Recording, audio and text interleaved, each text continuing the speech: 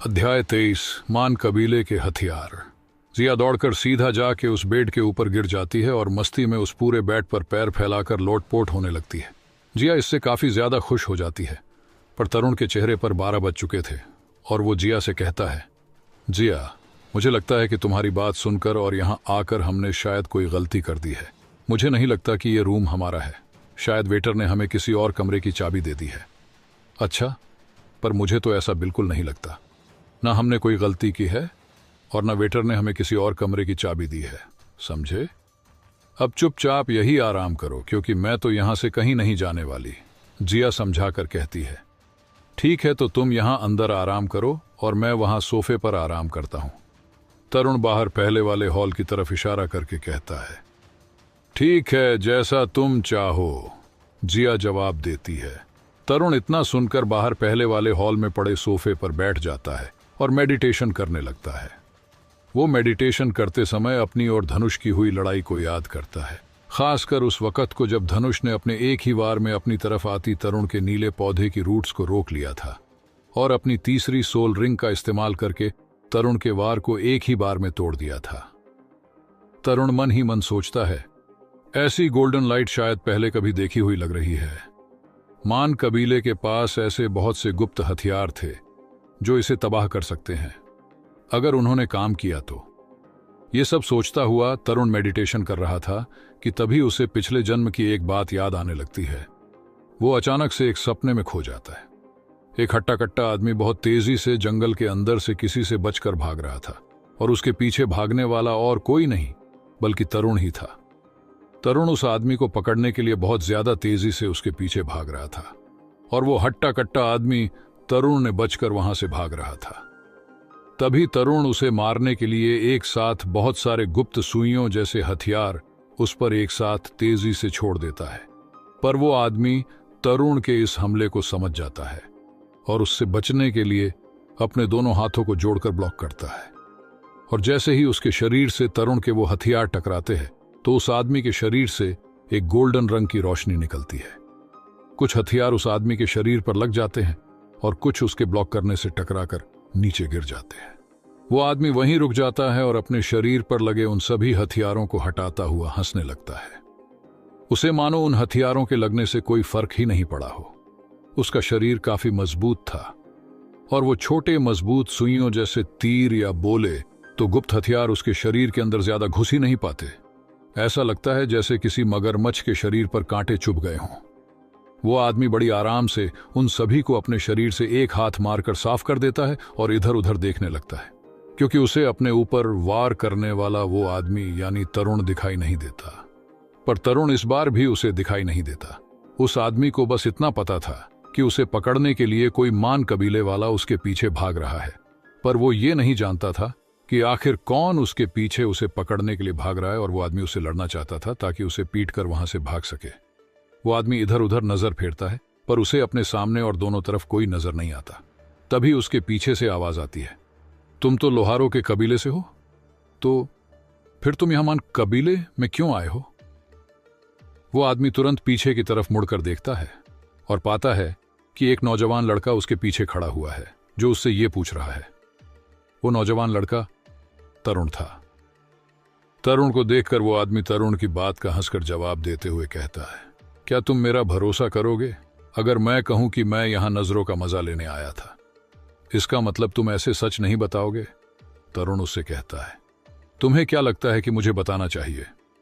वो आदमी फिर से जवाब देता है, वैसे अगर इंसान को अपनी जान जरा भी प्यारी हो तो उसे बता देना चाहिए, वरना अपनी अकड़ और की हुए गलती के लिए बेवजह ही मारा जाएगा। तरुण समझाकर कहता है, अच्छा ऐसा क्या? तो फिर देख लेते हैं कि कौन किसे मारता है। इतना कहकर वो आदमी तरुण से लड़ने के लिए तैयार हो जाता है। ये देखकर तरुण ऐसे ही शांति से खड़ा रहता है और अपने सीधे हाथ को अपने मुंह की तरफ लाता है। एकदम से उसके सीधे हाथ की 5 उंगलियों में से छोटी कंचों जैसी गोल चिंगारी निकलती है और वो तरुण के सीधे हाथ की हथेली पर आकर गोल आकर में घूमने लग जाती है। ये देखकर वो आदमी अपनी शक्ति का इस्तेमाल करता है और अपने दोनों हाथों को आगे करके एक गोल्डन रंग का कवच अपने आगे बना लेता है। तरुण अपने दोनों हाथों को एक दूसरे के ऊपर नीचे लाता है और वो गोल घूमती हुई छोटी कंचों जैसी आग की गोलियां आपस में जुड़ जाती हैं और एक हो जाती है। तरुण अब अपने हाथों को एक दूसरे के अपोजिट खींचने लगता है और ऐसे ही वो एक आग की बनी गोली खींचना शुरू हो जाती है और एक चक्री में बदल जाती है, ठीक वैसी चक्री जैसी भगवान श्री कृष्ण के की उंगली में हुआ करती थी। ये देखकर वो आदमी पूरी तरह से घबरा जाता है और उसके पसीने छूट जाते हैं और वो अपनी पूरी ताकत अपने बनाए हुए कवच पर लगा देता है। तरुण अब अपनी उस चक्री को तेजी से इस आदमी की तरफ छोड़ देता है और वो चक्री सीधा उस आदमी के कवच को तोड़ती हुई उसके सिर को धड़ से अलग कर देती है। उस आदमी की गर्दन शरीर से अलग हो जाती है और उसका शरीर वहीं तड़पता हुआ जमीन पर गिर जाता है। जो भी बिना मर्जी के मान कबीले में घुसेगा इसी तरह मारा जाएगा, तरुण गुस्से में होकर कहता है और फिर वहां से वापस लौट जाता है। तरुण को मेडिटेशन करते हुए ये सब याद आ रहा था और अब एकदम से उसकी आंख खुल जाती है और वो काफी ज्यादा हैरान था। तरुण मन ही मन कहता है, तो पहले यहां देखी थी मैंने गोल्डन लाइट, पर मानना पड़ेगा मान कबीले के सभी हथियार थे बहुत ज्यादा कमाल के। बस अब मुझे उन्हें पूरी तरह से बनाना और याद आ जाए। इसके बाद तरुण उस कमरे की तरफ जाता है जिसके अंदर जिया थी। वो देखता है कि जिया सो गई है और ये देखकर तरुण उसके पास जाता है और उसे चादर ओढ़ा देता है और फिर उसके बाद बाहर आकर सोफे पर सो जाता है। सुबह होती है और पंछी चहकने लगते हैं। तरुण पहले ही उठ चुका था और सवेरा होता देखकर तरुण जाकर जिया को उठाता है।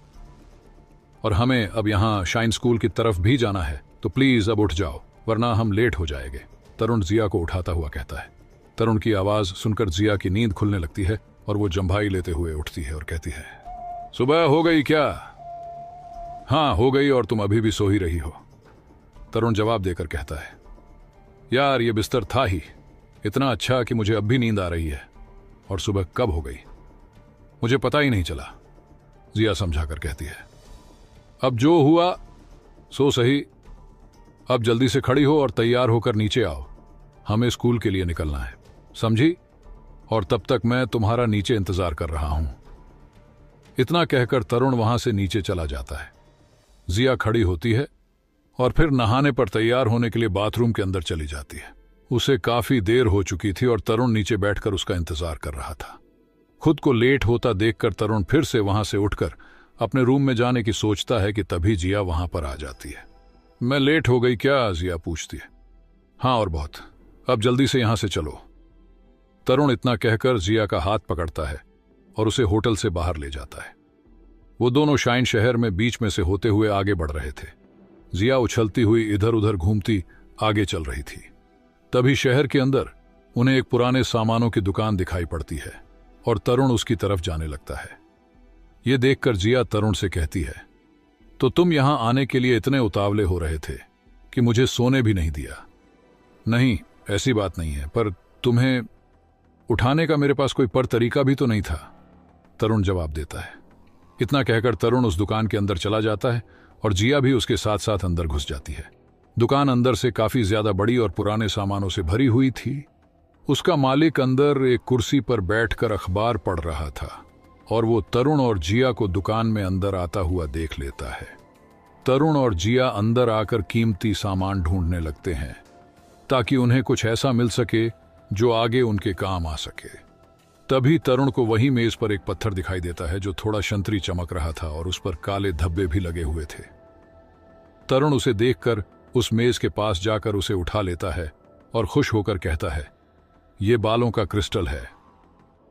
तभी जिया उसकी बात सुन लेती है और पीछे से उसके पास आकर उसके हाथ में लिए हुए क्रिस्टल को देखते हुए कहती है, तरुण तुम इस बेकार के क्रिस्टल को देखकर इतना खुश क्यों हो रहे हो? क्या तुम इसे खरीदना चाहते हो? हाँ, खरीदना तो चाहता हूं, पर मुझे नहीं पता कि इसका रेट क्या है, तरुण कहता है। तभी पीछे से एक भारी आवाज आती है, ज्यादा महंगा नहीं है, 100 सोने के सिक्के दो और इसे ले जाओ। इस बेकार के पत्थर की कीमत 100 सोने के सिक्के हैं। ये लूटने का बड़ा अच्छा तरीका है, जिया नाराजगी जताते हुए कहती है। तरुण उस पत्थर को वहीं मेज पर रख देता है और जिया उस दुकानदार को घूरने लगा जाती है। तभी वो दुकानदार बताता है, 100 सोने के सिक्के तो यहां बहुत कम दाम है, अगर तुम्हें यह खरीदना है तो पैसे दो, वरना यहां से चले जाओ। क्या तरुण उस पत्थर को 100 सिक्कों में खरीदेगा या फिर रहने देगा? जानने के लिए सुनिए अगला अध्याय, सिर्फ इसी चैनल पर। अध्याय 24, गोल्डन क्रिस्टल। दुकानदार को ऐसे बात करते देखकर जिया को उस पर काफी ज्यादा गुस्सा आता है और वो उसे पीटने के लिए गुस्से से उसकी तरफ बढ़ती है, पर तभी तरुण जिया का हाथ पकड़ लेता है और उसे गर्दन हिलाकर ऐसा करने से मना करता है। ठीक है, मैं इसे खरीदूंगा, तरुण जवाब देता है। तरुण के जवाब को सुनकर जिया काफी ज्यादा हैरान हो जाती है और हैरानी से तरुण को देखते हुए पूछती है, तरुण, तुम ठीक तो हो? तुम इस बेकार के पत्थर के लिए 100 सोने के सिक्के देना चाहते हो? आराम से जिया, मुझे यह पत्थर चाहिए क्योंकि यह काम का पत्थर है। इतना कहकर तरुण अपनी कमर पर पहनी हुई बेल्ट पर हाथ मारता है और उसमें से एक सोने के सिक्कों की पोटली निकलकर तरुण के हाथ पर आ जाती है। तरुण उस पोटली को लेकर उस दुकानदार के पास जाता है और उसे सिक्कों की वो पोटली देने के लिए आगे हाथ बढ़ाता है। वो दुकानदार अभी भी अपनी कुर्सी पर ही बैठा हुआ था और अब जब उसे समझ आ जाता है कि तरुण उस पत्थर को खरीदना चाहता है तो वो दुकानदार कहता है, ये पूरे नहीं है। ये पूरे नहीं है? इससे आपका क्या मतलब है? आपने 100 सोने के सिक्के मांगे थे और इस पोटली में पूरे 100 सोने के सिक्के हैं। तरुण पोटली को देखते हुए कहता है और पोटली को दोबारा दुकानदार की तरफ बढ़ा देता है। अब मैं इसे 200 सोने के सिक्कों में बेचूंगा, दुकानदार जवाब देता है, क्योंकि वो समझ चुका था कि तरुण उसे किसी भी हालत में खरीदना चाहता है, इसलिए वो थोड़ी बेईमानी पर उतर आता है। उसका जवाब सुनकर तरुण चौंक जाता है और जिया गुस्से में आ जाती है और वो उसके पास आकर उस पर चिल्लाते हुए कहती है, अब तुम हमें कुछ ज्यादा ही लूटने की नहीं सोच रहे हो? धोखेबाज, अभी तुमने कहा था कि तुम इसे 100 में बेचोगे और अब तुम अपनी जुबान से ही पलट गए और 200 पर आ गए। अब हमें तुमसे कुछ खरीदना ही नहीं है। जिया अब आगे तरुण का हाथ पकड़कर उसे वहां से ले जाते हुए कहती है, तरुण चलो अब यहां से, हमें इस आदमी से कुछ भी नहीं खरीदना है। पर तरुण जिया को रोक लेता है और दुकानदार, जो कि अभी भी अपनी कुर्सी पर बैठे हुए अखबार पढ़ रहा था, तरुण इससे दोबारा पूछता है, क्या तुम ऐसे बेचना चाहते हो या नहीं? ठीक है, 500 सोने के सिक्के दो और ले जाओ और कोई बदलाव नहीं होगा, दुकानदार कहता है। उसकी ये बात सुनकर तरुण अब काफी ज्यादा चौंक जाता है और कुछ सोचकर अपनी पोटली वापस अपने पास रखकर जिया से कहता है, हमें अब यहां से चलना चाहिए। हमें तो यहां से पहले ही चला जाना चाहिए था। इसके जैसे बेईमान दुकानदार से हमें कोई डील करनी ही नहीं चाहिए थी, जिया गुस्से में होकर कहती है और तरुण को पकड़कर वहां से बाहर ले जाने लगती है। जैसे ही वो दरवाजे पर पहुंचते हैं, एकदम से पीछे से दुकानदार बोलता है, अगर तुम्हारे पास अब इतने पैसे नहीं है तो तुम 200 सिक्के देकर इसे यहां से अभी ले जा सकते हो और बाकी का बचा हुआ 10 सिक्के 10% के ब्याज से हर महीने पे कर सकते हो। उसकी बात सुनकर जिया के बदन में आग दौड़ जाती है और वो गुस्से में उस पर चिल्लाकर कहती है, बेईमान इंसान, भाड़ में जा, हमें तुझसे कुछ भी नहीं खरीदना। 10 सोने के सिक्के हर महीने, इसका मतलब ये आदमी जानता है कि मैं एक सोल मास्टर हूं, पर मैं इसकी सोल पावर को महसूस क्यों नहीं कर पा रहा हूं। तरुण खुद से मन ही मन कहता है, तुझे पैसे ने अंधा बना दिया है, बेईमान कहीं का। जिया गुस्से से उस पर चिल्लाए जा रही थी। जिया अब तरुण से कहती है, तरुण चलो अब यहां से, क्योंकि मैं इस आदमी को और बर्दाश्त नहीं कर पाऊंगी। इसे पैसे ने अंधा बना दिया है। तरुण जिया की बात पर गौर न करते हुए दुकानदार से कहता है, मुझे यह सौदा मंजूर है। तरुण की बात सुनकर जिया एकदम से चौंक जाती है और कहती है, तुम्हारा दिमाग तो सही जगह है ना, तुम सोच भी रहे हो कि तुम आखिर कर क्या रहे हो। जिया तुम परेशान मत हो, मैं ये सोच समझकर ही कर रहा हूं, तरुण जवाब देता है। तरुण के सौदे को मंजूर करने से दुकानदार अब अपनी नजर तरुण और जिया पर डालता है और तरुण को निहारते वक्त उसकी नजर तरुण की कमर पर बंधी बेल्ट पर जाती है। उसे देखकर वो दुकानदार अपनी आंखों पर लगा चश्मा उतरकर तरुण से पूछता है, तुम्हें ये बेल्ट कहां से मिली? मेरे टीचर ने मुझे ये दी थी, क्या तुम इसे पहचानते हो? तरुण बेल्ट पर हाथ रखकर पूछता है। तरुण के इतना कहते ही जिया गुस्से में दुकानदार से कहती है, क्या तुम फिर से तय किया हुआ दाम बदलना चाहते हो? क्या तुम उसके स्टूडेंट हो? दुकानदार तरुण से पूछता है। इस पर तरुण हाँ में अपनी गर्दन हिला देता है और अब वो दुकानदार आगे कहता है, तुम इस क्रिस्टल को अपने साथ ले जाओ। यह सुनकर तरुण मुस्कुराता है और अपनी बेल्ट पर हाथ मारकर उसमें से सोने के सिक्कों की 2 पोटली निकालकर दुकानदार को देने के लिए जाते हुए कहता है, मैं आपको हर हफ्ते 10 सोने के सिक्के भेजूंगा। मुझे उसकी कोई जरूरत नहीं है, मैं तुम्हें इसे मुफ्त में दे रहा हूं।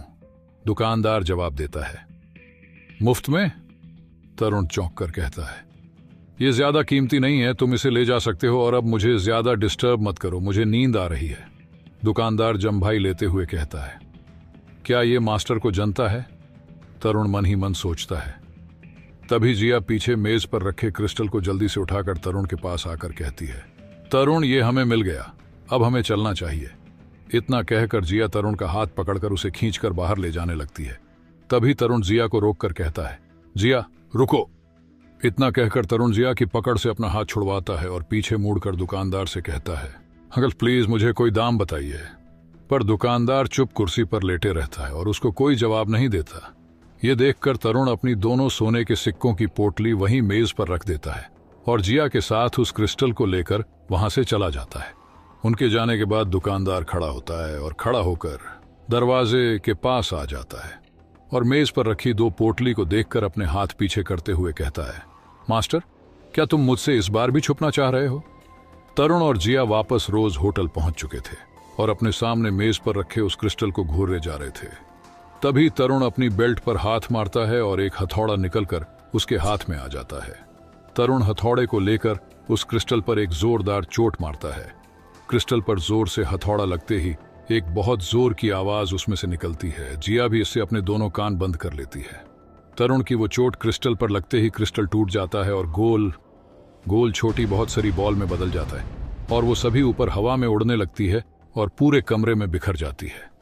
तरुण एक उड़ती गोल्डन बॉल के पास जाता है और उसे अपने हाथ से पकड़ता है और देखकर जिया से कहता है, जिया जल्दी करो और इन सबको इकट्ठा करने में मेरी मदद करो, किसी एक को भी छोड़ना मत।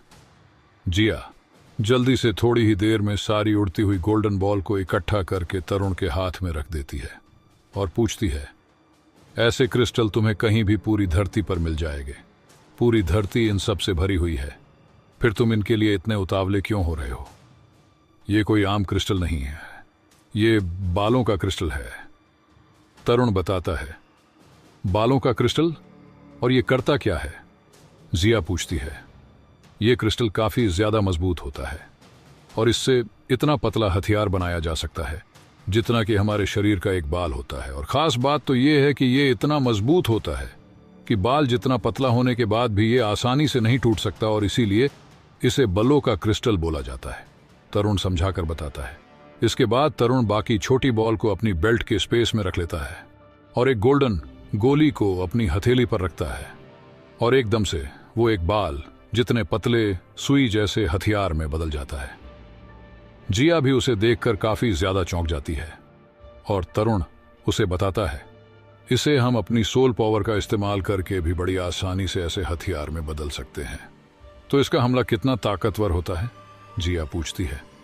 इतना सुनते ही तरुण उस गोल्डन बॉल से बने हथियार को बेड पर तेजी से फेंक कर मारता है और उसे लगते हुए एकदम से पूरी बेडशीट फट जाती है। जिया इससे काफी ज्यादा चौंक जाती है क्योंकि एक बाल जितने पतले हथियार ने बेडशीट को पूरा तबाह कर दिया था। और अब जिया सोचते हुए कहती है, मुझे तो ये अब भी समझ नहीं आया। क्या तुम्हें वो गुप्त हथियार याद है जिसके बारे में मैंने तुम्हें बताया था? ये उससे भी ज्यादा पतला और तेज है। सोल पावर की मदद से ये और भी ज्यादा ताकतवर हो जाता है। तरुण बताता है। अगर इसे किसी इंसान के शरीर पर मारा जाए तो? जिया पूछती है और जल्दी से अपने बेड पर जाती है और अपनी सोल पावर का इस्तेमाल करके उस हथियार को दोबारा से बना लेती है और वो हथियार निकलकर जिया के मुंह के सामने आ जाता है। जिया उसे उठाकर देखने लग जाती है और उसे अपनी उंगली पर हल्का सा चुभाती है जिससे उसकी उंगली से खून निकलने लगता है। तरुण अब उसकी तरफ आता हुए बताता है, अगर इसे कोई इंसान के शरीर में मारा जाए तो ये उस इंसान को जान से मार देगा और उसके अंदर से इसे बाहर निकालने के लिए उसके शरीर के उस हिस्से को काटना होगा जहां इसे मारा गया होगा। ये एक नेचुरल गुप्त हथियार है और हम इसे इसीलिए बालों का हथियार बुला सकते हैं। तरुण, ये हथियार कुछ ज्यादा ही बेकार है। इतना कहकर जिया तरुण को वो बॉल बना हुआ गोल्डन बालों का हथियार वापस कर देती है। इस दुनिया में ये कोई हथियार नहीं है और ये सब इसे इस्तेमाल करने वाले इंसान पर डिपेंड करता है। ये काफी ज्यादा अच्छा है अगर ये किसी अच्छे इंसान के हाथ में हो, और ये काफी ज्यादा बुरा भी है अगर ये किसी दुष्ट इंसान के हाथों में हो। अगर इसका इस्तेमाल किसी बुरे इंसान को सजा देने के लिए किया जाए तो ये बेहतर है। तरुण समझाकर बताता है। क्या होगा जब तरुण करेगा अपने दुश्मनों से इस गुप्त हथियारों के साथ सामना जानने के लिए सुनिए तरुण गॉड ऑफ असुरा, सिर्फ मेरे चैनल पर।